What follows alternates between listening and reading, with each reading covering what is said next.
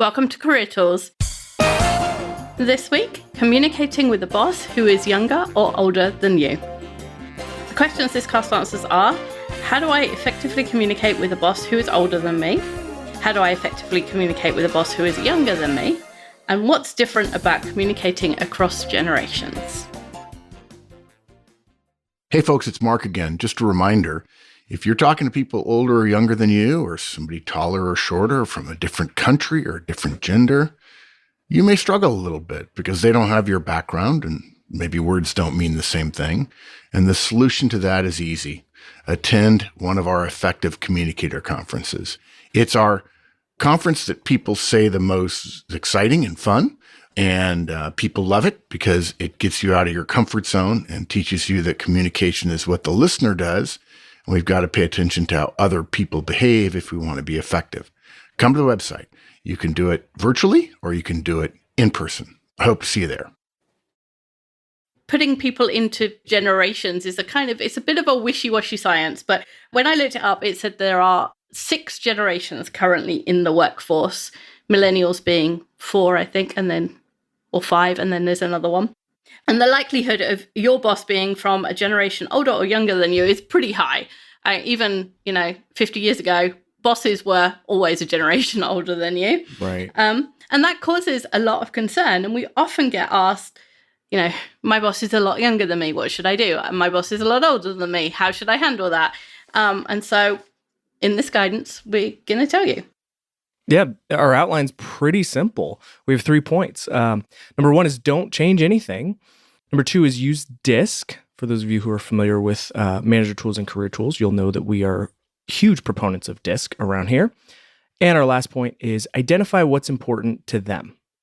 So we should have put this out nearer April, and everybody would have thought that we were suddenly changing our tune about generation and communication, and we're not. So we're going to tell you don't change anything based alone on the fact that your boss is older and younger than you. You can change it for other reasons, which we're going to talk about, but not because of their age. Because people's communication preferences are not a function of their age or sex or ethnicity or any other group that you can put people in.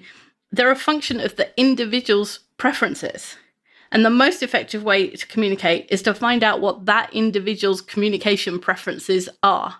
You can't say all, 50-year-old men prefer to send emails because it's not true. They don't. Right. Hi, I still want to talk to you. There's always going to be that person who likes the face-to-face conversation. There's always going to be a person who likes to have the time to think to send an email, or someone who wants to communicate in the briefest way possible and therefore uses text. There's all sorts of differences, and none of them are based on age.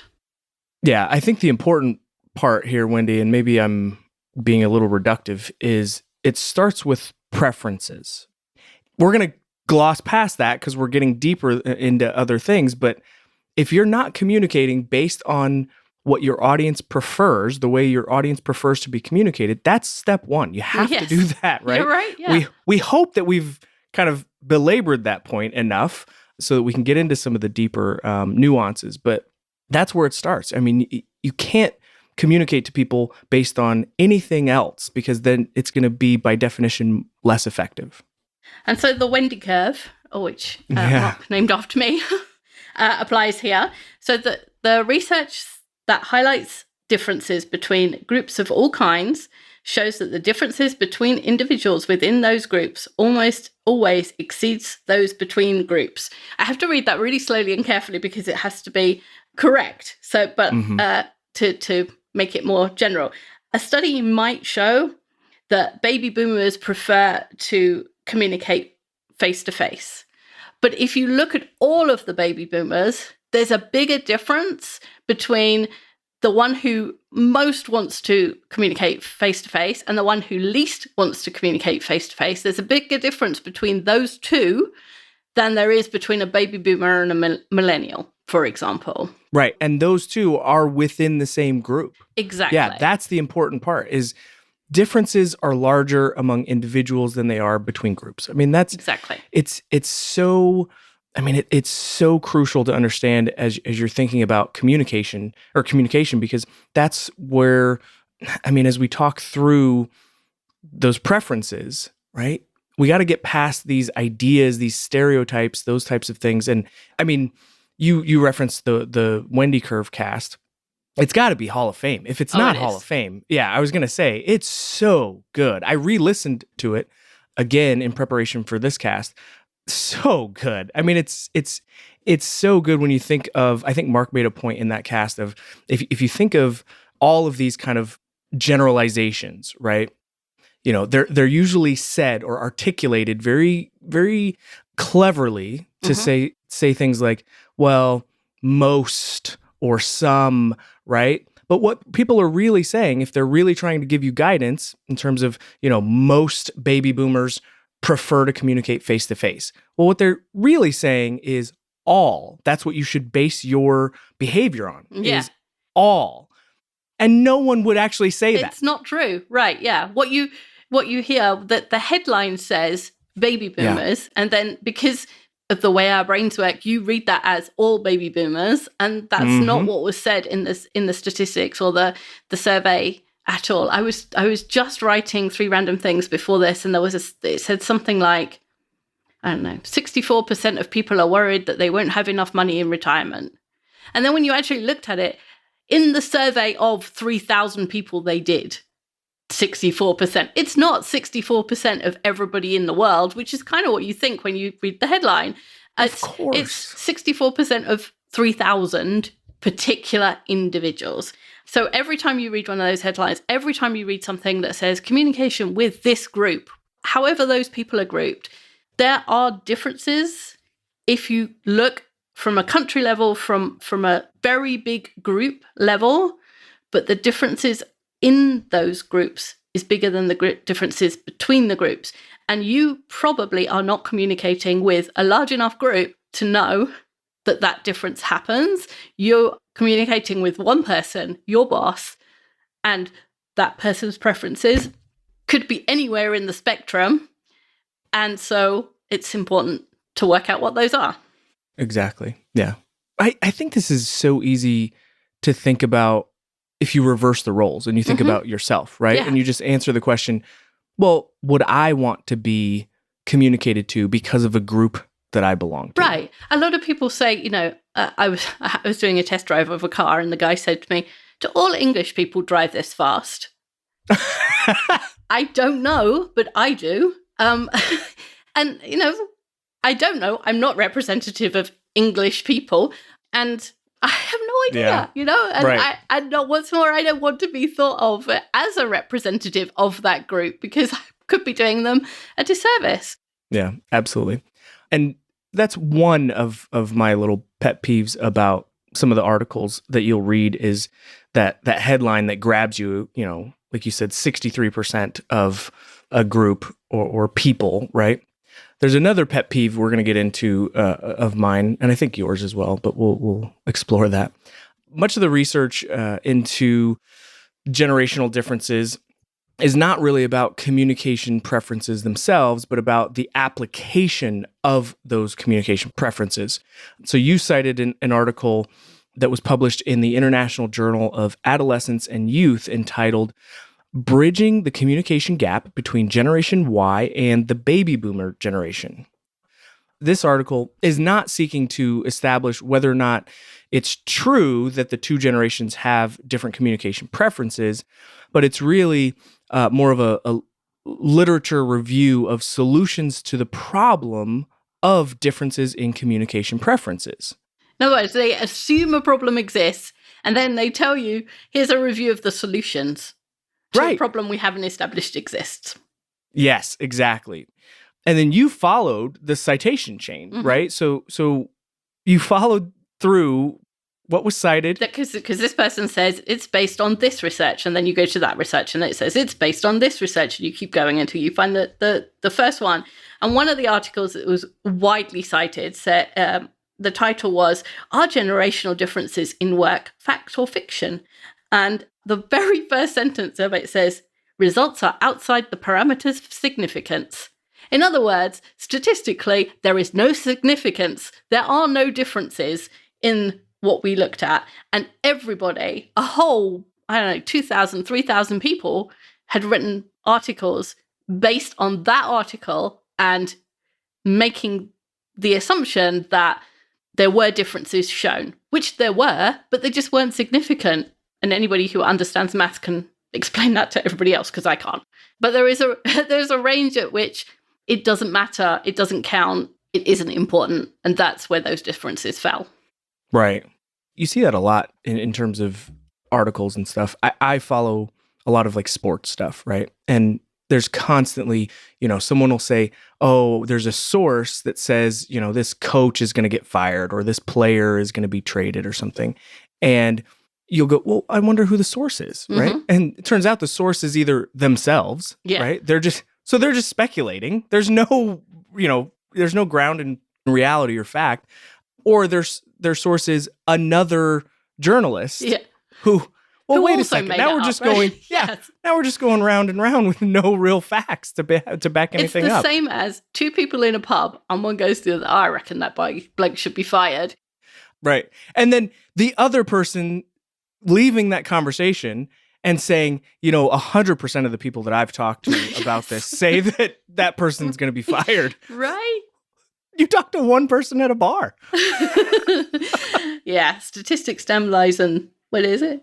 Statistics, STEM, statistics, and no, I can't even do it. But anyway, statistics, not always what they are. And there is no valid research that actually demonstrates that people have communication preferences which can be predicted by their age. So we're going to tell you, as we always have, put aside what group someone falls into and communicate with them as the individual that they are. Absolutely. And the way that we recommend you do this is by using DISC.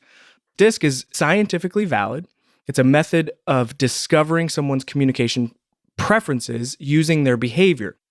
We can reliably predict someone's communication preference by knowing their DISC profile, because their profile is based on their behavior, based on what they do, right? So DISC is not, unlike assumptions based on what generation you belong to, is not a way of stereotyping people into groups. The way that I tell people this in conferences is sometimes people will say, well, isn't that kind of, grouping people together, right? And I say, well, sure. Yeah. I mean, to a degree, but we're not grouping them together based on, something like, because sometimes people will bring up, astrology, right? And well, should you manage people or talk to people differently because they're Aquarius or Capricorn? Well, you have no control over when you were born, and you can't change it. Your behavior, the way that you choose to communicate based on your preferences, you have 100% control over. You can change it. You can, and it's the and it best may not indicator. be conscious. It may be unconscious. Yeah, totally. But you can still change it. Whereas a lot of this stuff is based on an accident of birth, right? Yeah, so exactly. If you look at the stuff that's based on generational cohorts, they work down from the global events during a person's life, and they assume that all of the individuals react the same way to those events. So, for example, you often see that technology advances during their formative years is why millennials and younger people prefer communication methods that they can use on their phone, right? And they don't want to talk to people. But DISC works up from the observed behaviors of an individual. And rather than saying they want to use their phone for communication, we actually watch a millennial and go, okay, let's see if in 100 ways he could have communicated this, the 100 things he communicated this week, how many of them were on his phone? And then we work from there, right? Right. SMS and instant message are used by those who want to communicate quickly, like D's and I's. Right. SMS is text messages, just for... Yeah, sorry. Yeah, for the old people, SMS is text messages. People who prefer richer forms of communication, S's and C's sometimes, use the phone, and they actually make voice calls on their phone.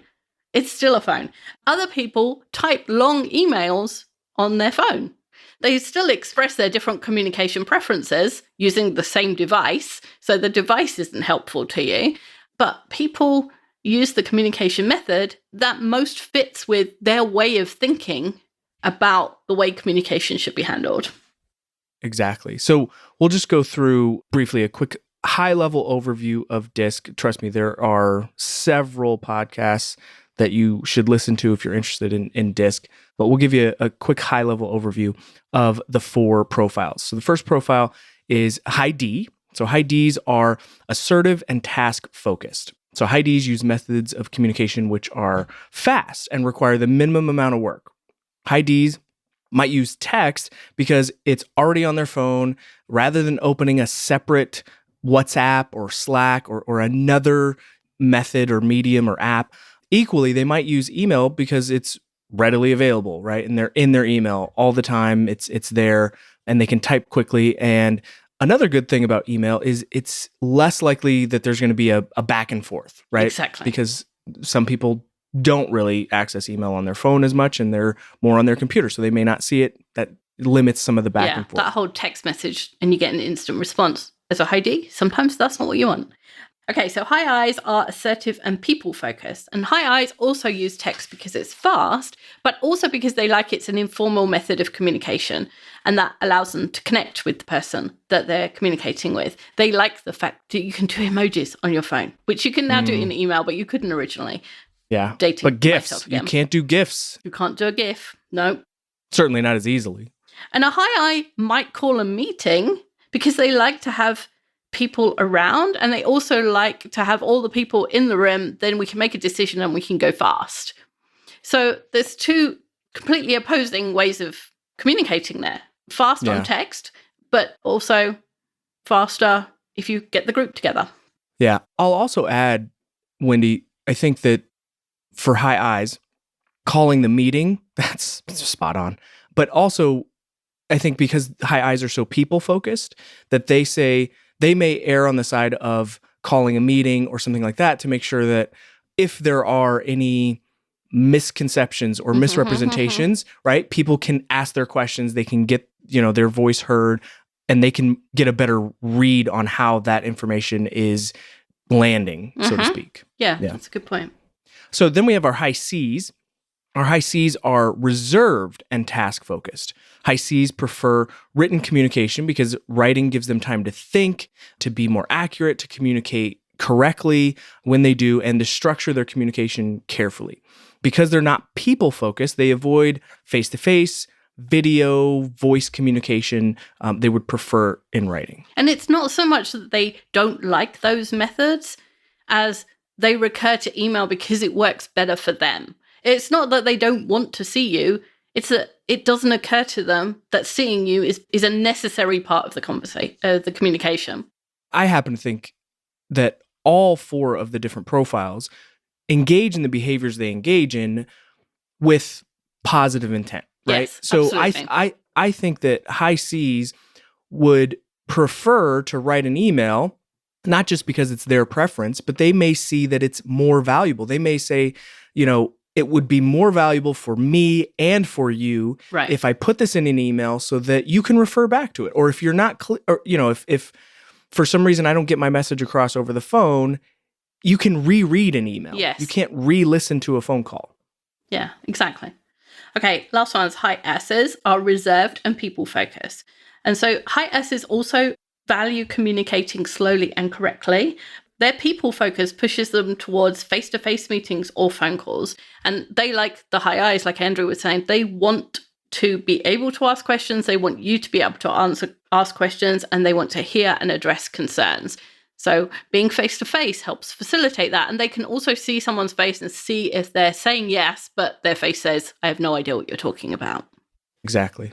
Now, the interesting thing about DISC is that DISC profiles, these 4 profiles that we've highlighted, high D, high I, high S, and high C, are equally distributed among really all demographics, but specifically for our content today, it's age groups.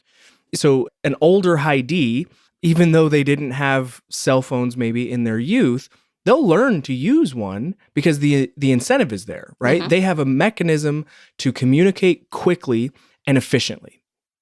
A high C may not, since she already has a communication method that works for her, email on her desktop computer, right? The age is such a falsehood in terms of communication preference and behavior. Yeah. Communication method preferences are not driven by age, but what the person desires from that communication. So watching your boss, analyzing their DISC profile, that'll give you an idea of what they value in communication. And that tells you how best to communicate with them. It's that part that's important, not their age. Totally. Hey, folks, Mark again, one more time. If you're listening to this cast and you're not a member, and I don't mean a licensee, where you have to pay $200 a year to get access to all of our show notes and executive tools and the interviewing series, come to think of it, which is sick in terms of value. But if you're not even a member, if you're not getting emails from us, you don't get reminders and so on, I would encourage you to become one. If you're benefiting from the cast, then we'd love to know about you. We promise we won't bombard you with emails. We just want to know who you are. We want to understand our community better and give you what you need in order to make you an effective manager or a productive professional. Please come and sign up on the website. It's free. Our last point here is identify what's important to them. And, this is the most basic relationship guidance among humans, right? You'll have a better relationship with anyone in any part of your life if you identify what's important to them and then act accordingly. If watching Star Trek is an important leisure activity for your spouse, becoming a Trekkie is a good way to have a better relationship. At work with your boss, start with what's important to them professionally. However, being interested in the things that they find important personally will help your relationship too, right? Finding those things that are important to them, whether they be commonalities or whether they be, they don't always have to be things that you have in common with them. That's, I think, a misnomer. I think a lot of people think that. Like it has to be something that, we find common ground or we both have a common interest. No, just knowing what's important to them is the first step. Mm-hmm. And having enough of an interest to say, hey, tell me more about that. Right. Yes. It's not that you suddenly have to take up golf because your boss does, but enough to say, hey, did you have a good round? Or, how did you score? Or were the greens good or something? Right. So that, you show an interest. Yeah. Knowing that in golf, the lower number, the better. Yes. That's a good thing. That's a good start. So your 25-year-old boss might have set their goal on being the top salesman before they're 30, but equally, they might be working to live and more interested in their volunteer work than getting ahead at work. Your 50-year-old boss might have started the knowledge transfer process in anticipation of retirement. But equally, your 50-year-old boss might have more energy than everybody else put together, setting goals and expecting everyone to meet them and achieve them. None of that stuff is based on their age. It's based on what they want from their life. Absolutely. There's so many different scenarios. The scenarios are endless. And you listening, like the listener who's listening to this podcast right now, may have made assumptions about what's important to your boss. But if you put those assumptions to the side, what do you actually have evidence of? And I talk about this all the time. I mean, we all do. We talk about this. What is the behavior, right? Mm-hmm. What have you actually observed? So, what is it that your boss seems to really want? Start talking to them about that. How can you help? What can you do, right? Where do you fall into place there? What information can you provide? Communication gets a lot easier when you're talking about something that the other person is really interested in or motivated by. And that means doing at least a little research about their personal interest. You can download TikTok. Nothing happens to your phone, I promise. Watch YouTube. Read about pickleball. Don't dismiss whatever it is that your boss is interested in because it's for young people or for old people. And games and websites and memes appeal to people. They're popular because they appeal to people, not an age group necessarily. And sometimes, maybe it's only the young people that have discovered TikTok. But I tell you, the old people will get there eventually because it has all of its attractions for young people, which will also attract old people because they're all people. Yeah. There's a common complaint in all these articles about generational communication issues. It's that the boss or the direct, quote, doesn't understand my perspective, right? The only way to get over that is to share your perspective and be willing to listen to the other person's. This doesn't mean agreeing, right? It means being open-minded and understanding. This too isn't about age, but about the differences in all humans. You're not doing something here that you would for a person who was born at the same time as you. I mean, there are so many different people that I interact with that are the same age as me. Mhm. We're wildly different, just completely different. And that's okay. That's good. It should be celebrated. So I do think, and Wendy, you can cut this out. We can have Paul cut this out if we need to. But I would be willing to say, this is going to be a little aggressive, but trying to communicate based on, generational differences or other demographic differences, I would argue it's lazy. Yeah. It's not putting in the work to get to know the person, right? It's almost arrogant to say, I know you because you were born in 1981. Yes. I mean, Yeah. what? Right. How arrogant Yes. is that? I agree with you completely. And I don't think we should cut that out because I think it's important. Yeah, it's dealing with people as if they're cardboard cutouts and they're not. They're individuals. Yeah. And don't assume that based on a person's age, they need more or less explanation about what it is you're explaining. For example, you might decide that a user group room on Clubhouse is a good idea. Don't assume that your 25-year-old boss knows what that is or that your 50-year-old boss doesn't. I did a poll as to in Manager Tools as to who knew what Clubhouse was and who didn't. And it was completely random. There was no age, no gender, no internet savviness. The tech team didn't know and the rest of us didn't. It was completely random. So you can't assume that somebody knows or doesn't know about something. Yeah, I remember when you asked that a few months ago when you were probably writing this cast or working on it, I was like, Clubhouse? What is that? Yeah. I thought Andrew's the crackers. I thought, I mean, I'm not that young, but yeah, of everyone on the team, I'm probably on the younger side. And I was lost at Clubhouse. I was so lost. But then I looked it up and I was like, oh, that is kind of neat. I totally could see how that would be a thing. So you can no more make assumptions about someone's knowledge based on their age than you can about their communication style or anything else. And you might be having communication problems with the boss, but it's not because of your age or their age. It's because you're not listening and adapting to their personal communication preferences. And the good thing is this is really easily fixed. Just start listening. Just turn off the brain, turn off the piece that says this person is this age, this color, this sex, this whatever, and start looking at the individual. It's easy. Yeah. By saying that, you're basically saying there's nothing that is going to get fixed because their age can't change. Exactly. That's it, right? Their age is their age. So that's all for this week. We'll be back next week with a new topic. Thanks, Andrew. thanks, Wendy. Bye, everyone. Bye, everyone.